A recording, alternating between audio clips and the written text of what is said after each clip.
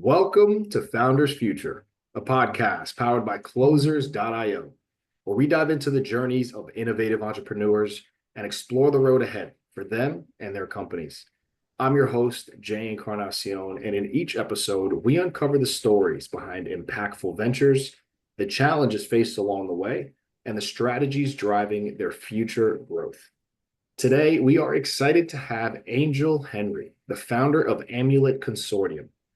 Angel brings over 20 years of experience from corporate America, including leadership roles in pharmaceuticals and healthcare, and now as a DEIB expert and author of the award-winning book, Dents in the Ceiling. Through Amulet Consortium, she's empowering supervisors with inclusive leadership skills using her four-step Agile mindset framework.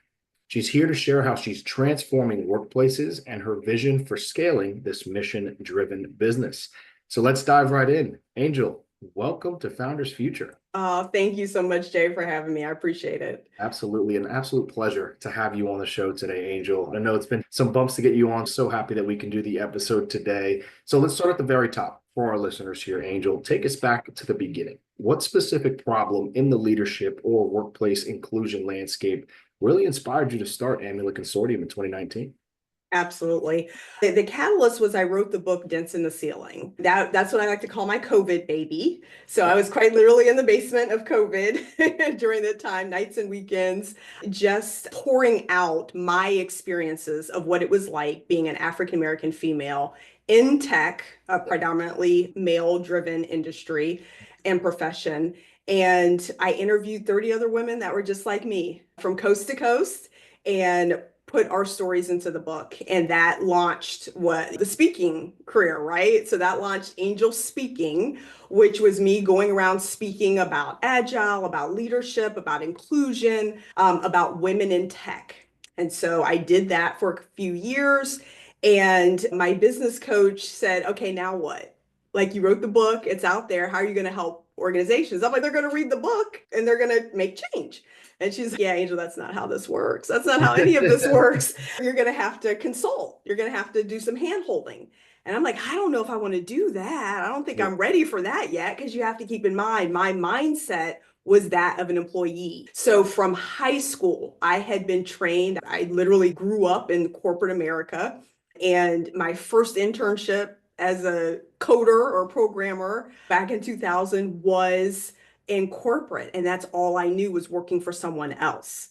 So when she even put the thought in my mind about being a consultant and owning my own consultancy and teaching and coaching on the principles that I do in workshops, so far from what I thought I would be doing. Jay, here we are. She was right. Absolutely. And just incredible how things can just continue to evolve, and look at how incredible things are now. So happy to have you on, really talking about how you got to where you are. So walk us through then, Angel, of how Amulet Consortium's offer has evolved thus far. So from what you're providing, like that four-step Agile mindset framework or people manager training, and who you serve, how's that changed since you started? Oh my goodness, 180 degrees, Jay, literally. So I started off thinking about Agile from the tech perspective. I was a IT project manager. So I'm thinking about helping people execute, helping people get stuff done, right? You've got a big change or a big initiative. I'm going to come in and help you map out this 4 steps about how you're going to get it done. And it was slow going, right? I'm thinking IT firms and organizations would be clamoring for this. And it, quite frankly, was just drips and drabs. And a friend of mine, quite literally, and I can't even exaggerate, literally a tap on the shoulder, Jade, where she's like, hey, that stuff that you're doing over there for IT organizations and private companies, we need that over in the nonprofit sector. Can we grab some time and have a talk about what exactly Agile leadership is? And so when I explained it to her, when it was just all about helping organizations and leaders instill trust in their staff, help them treat folks like humans again and not like robots. That's my hashtag, right? Agility in action, treat your people like people and not like robots. And building empathy and compassion and getting back to people collaborating. And she's, yeah, we need that in nonprofit. And I'm like, but I don't know anything about nonprofit. She's, yeah, you do. You know everything you need to know, right? And then I had a thought like, wait a second. I've been volunteering my whole career, right? Every time, for years, I was a child advocate, right? Helping advocate for children that were in foster care, the foster care system. I've helped with those that are fighting housing insecurity. And I'm like, yeah, wait a minute. No, yes, I do know this. I could figure out how to blend these two worlds. And so I did that for two organizations that she paired me with. It went swimmingly well. I'm like, okay, I think this is our jam. And I started talking to them more about what their needs were. So that's the key tip too. As you are, once you get that gig and you're consulting and you're having the conversations about executing, don't get so focused on the execution that you're not having a conversation about what their other struggles and problems and challenges are in the organization that are elsewhere, because that's a lot you don't want to leave on the table. And so once I learned what some of their themes were, I did kind of like an interview, right? I started talking to these nonprofit executives and just inviting them to a Zoom call, just like you and I are doing, and Yep. interviewing them on what their challenges were. And the key takeaway is to use their language. So Oh, I was speaking corporate language, right? We're talking about agile and leadership, and they're like, empathy and compassion and inclusion. yeah. And we're saying the same thing, just using different words. Right. And so the key was to then rewrite some of my marketing and my packages and my offers and services in their language so that it would resonate with them. And Incredible. so once I practiced that and did that, again, it just literally took off. And the key to the consortium, Jay, where we are at now, is that I don't have to do this work alone. So all the other women that I've worked with over the years, from agilists to social workers to assessment data analysts, to all the folks that I enjoy working with, we are now under the banner of Amulet. And so we've all put our LLCs together and we're working together. Oh, that's incredible. With that, I would definitely love to understand a bit more of the nuts and bolts of right now. So I know we have many listeners who could end up being clients of yours and working with you here. So walk us through, Angel, how you're really generating revenue today with Amulet Consortium, as far as the core offer and how it's structured for your clients when they come to you. What can they expect to see? Absolutely. So we typically do it in three parts. Okay. So we'll do the assessment, and that is usually quick and brief. I personally, because again, I was on the other side of this in corporate, so I often work with consultants, and I personally hate it when it would take them 2 or 3 months to go through a full-blown assessment, right? Now, if you're doing a company wide with 5,000 people, you got to do what you got to do. Yeah. But for one simple change, 3 months later, and we're just now getting Yeah. to execution, that just would drive me nuts. Our assessments are literally done in days, if not a couple of weeks. And that is we're looking for the low hanging fruit. We're looking for where can we have some quick wins and get some momentum going in terms of making change in the culture. And then what I do as we're doing those quick wins, as we're executing, then I'm underneath working with the leadership team, the executive director of the nonprofit, and usually they'll have a handful of direct reports, the COO, the CFO, the human CHRO, and work with them on mindset.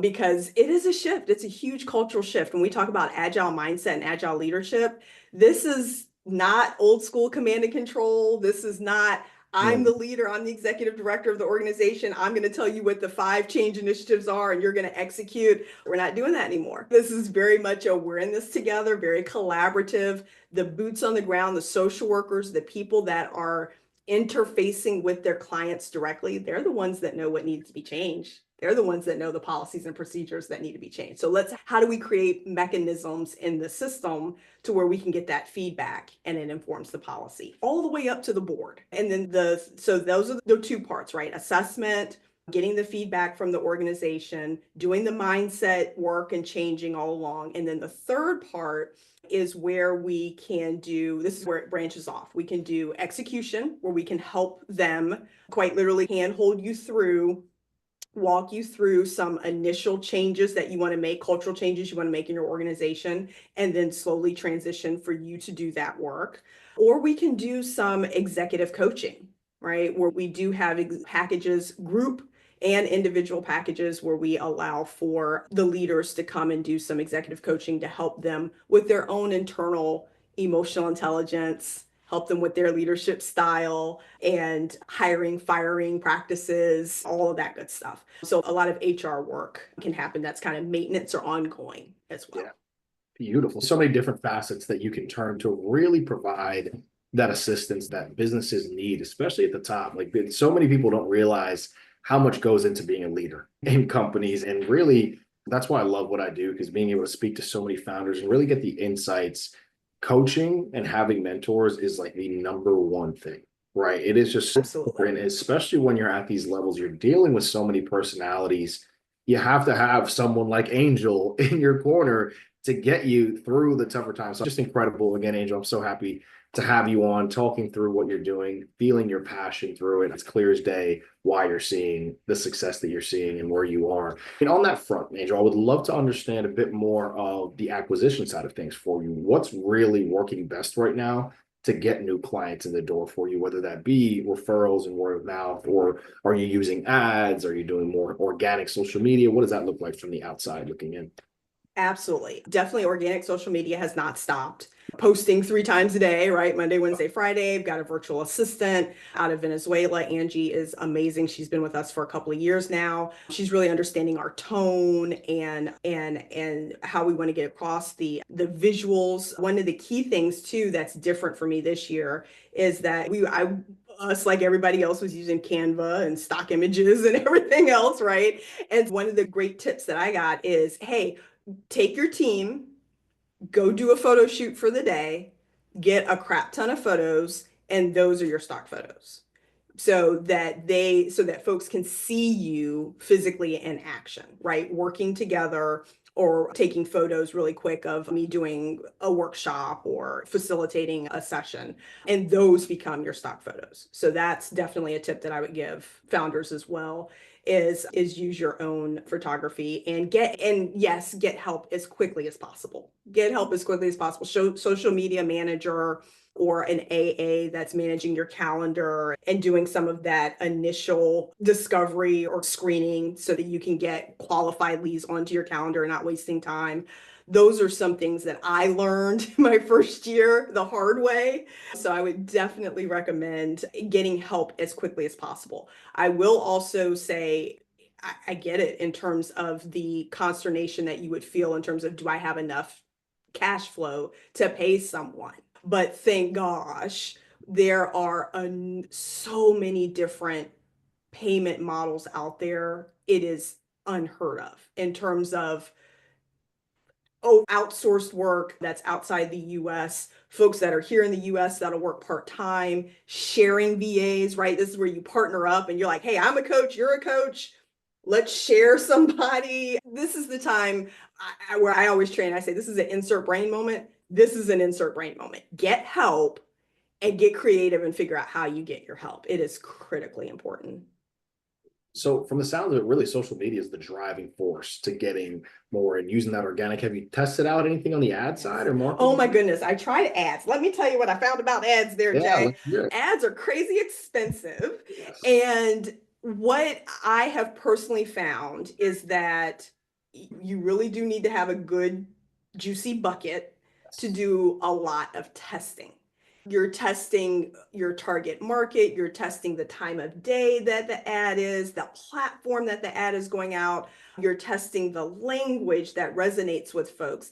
It's a crap ton of testing. So, to save your dollars and to be wise about it, I'm actually pulling back from that in terms of like cold email outreach and ads and things like that on Facebook or Instagram. And instead, just do that work organically yourself, do the A/B testing yourself. Yeah, it's going to take a lot longer, but again, it's going to save you a crap ton of money. And once you get the wording right, once it's really resonating and you're getting those appointments on your calendar in Yeah. a steady pace, right? Then now you think, okay, how do I scale this? Right? Now, how do I do this? And again, that's where you get creative and use a third party agency. And there are third party agencies out there that will do it based on, instead of just throwing money to the wind, where it's based on how many actual bookings you get. So at least you're getting your ROI from that. So be wise about your money and how you're spending. The second thing that's working for me so it's like a shift, right? Okay, so instead of doing cold email outreach, instead of doing these ads, what do I do instead? How do I replace that? It's all about partnerships. So right now, 2025 for me is really focused on how I can link up with other nonprofit organizations. So there are nonprofit organizations that they themselves are just grantors. All they do is just fund the money.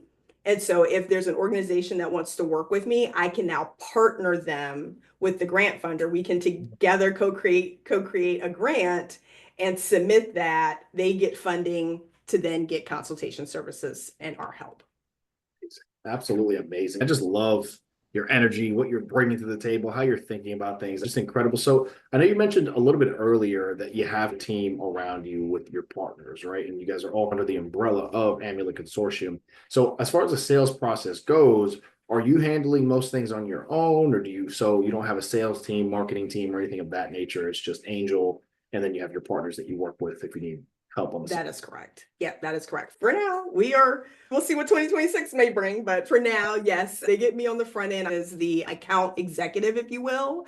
And then once I get to do the fun part, which is what I do, it's what I used to do in corporate. Like I said, I was an IT project manager. Initiatives would come to me, projects would come to me, and I got to assign the project manager to the project. It's the same way here, right? I've got coaches and I'm like, oh, Coach L would be perfect for this organization. Oh, Coach Wallace would be ideal to work with this individual. So that's the fun part. I get to match up organizations and people with their strengths and just see magic happen. And so I love that. I don't think I'll ever let that go personally, honestly, because it's just too fulfilling for me. I love it. And you get to do what you love to do, what you've been so good at. So it's the best of both worlds for you. That's incredible.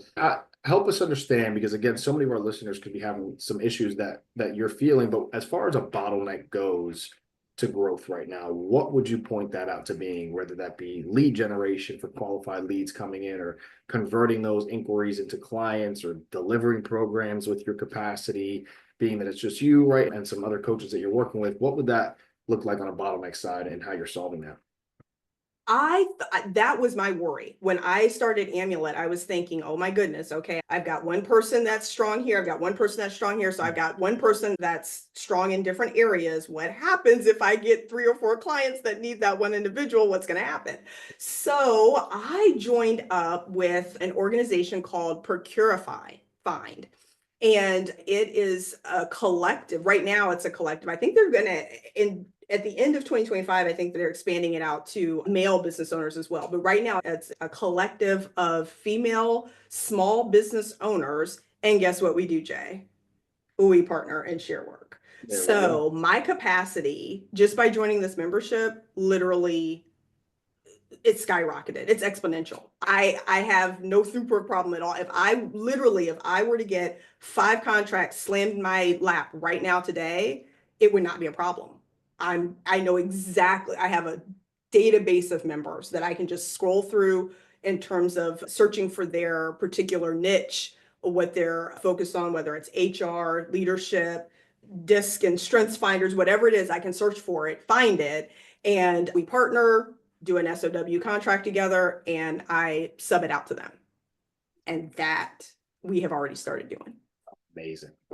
You have that down pat right now. So we got that down pat. That one's easy. But in terms of the bottleneck, honestly, truly, Jay, is the thought that I have top of mind for me is that in March of 2025, I underwent just literally out of nowhere. It slammed me and hit me, and I had a stroke. A blood clot traveled from, they believe, my neck straight to my brain.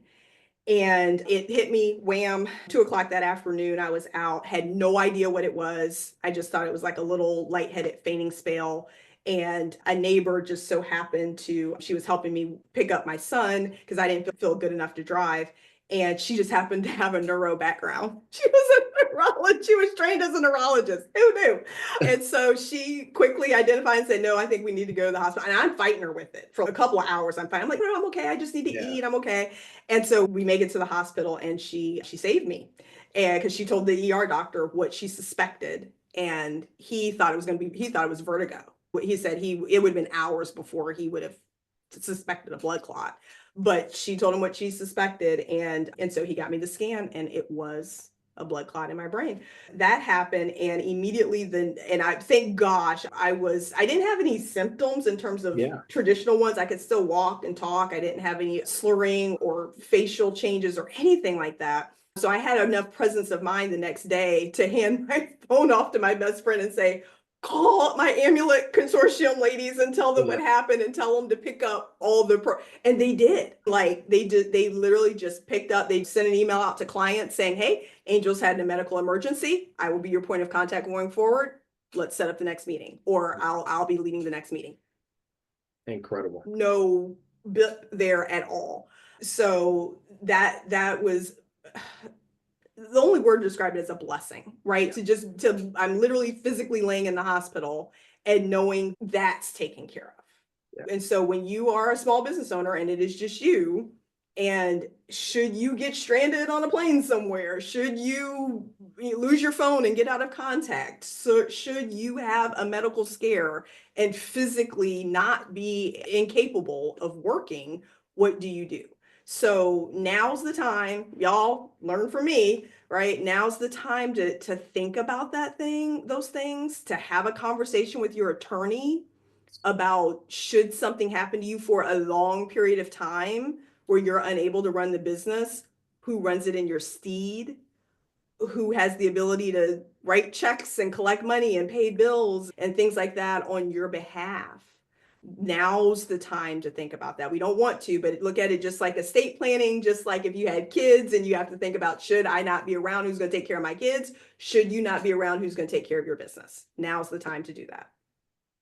And I thank God that everything worked out well for you, Angel, because that's just an insane situation. And the fact that you're here right now, talking, moving, walking, it's amazing. So truly grateful that you're okay and able to continue to do what you love to do and be on the show with us. So I have one more question for you, Angel, before we get into the lightning round to wrap up for our listeners. And that's, as far as your mindset and your priorities for the next year, what does that look like for us? Paint that picture as far as, do you have any specific revenue targets or impact goals, or what are you really focused on to continue scaling Amulet Consortium? Yeah. For me, it would be, I definitely want to double the amount of clients by this time next year. And to do that, I really want to deepen partnerships with other leadership organizations. So I know there are leadership organizations out there that are running regionally and actually throughout the nation. And they are at capacity. So we're happy to be a sub to them, right? To help them and to learn from them. And to deeper my partnerships with my agile tech firms too. I do want to get back to my roots around the tech piece, starting to do that now with other organizations, other female-owned tech companies, and they love it, right? They're like, yes, we just want to execute. We just want to do the nuts and bolts. And to have somebody talk with the leaders about the mindset and the soft skills, yes, that would be great. So it's like a win-win, right? So just continuing to find those organizations where we can have these win-win partnerships, I think is going to be key. And then also too, in terms of, I think for me personally, as any business owner, my ability to storytell, my ability to share the wins and the transformations and the successes that our clients have already received and are receiving right now, I think is going to be key. That's going to be key to, again, to exponentially just skyrocketing where Amulet can go at this point. Absolutely incredible. I love every bit of that, and just how your brain is continuously churning to get better and grow and scale. I love it. So going into a bit of a lightning round here, just a couple questions for you on this front, Angel. The first one is on the tool or resource side of things, whether it's a leadership strategy from your corporate days or a coaching technique or a piece of AI that you're using, but what's been a game changer this far for Amulet Consortium? I gotta be honest, it is AI. Yes, I love me some Chat GPT. At this point, if you are a business owner and you are not using Claude, Chat, somebody, yes, you need to do that today. Get over the fear, get over the hump, do it today. Because at the end of the day, it has literally, Jay, I'm not exaggerating, it has literally cut my prep time Yes. in half. I just do a brain dump to what I am thinking about, and it just organizes my thoughts. I clean it up and done. Yeah. So if you're a business owner, please, I don't care what field you're in. You could be a CFO, a fractional CFO. I don't know what, it doesn't matter. Your marketing, your sales calls, your agendas, even literally everything can be done this way. Yeah, I highly recommend AI, and to take some free courses. That's what I did. That helped me to say, okay, how can I really implement this in my business specifically? And so taking a quick little, I think it was like a half a day AI course, it was free and helps you prime the tool, dump your information in there, and you just go. So. AI is the talk of the town, and it is imperative that as a business owner, you need to be using it. You just have to. It is the most powerful assistant you can ever have.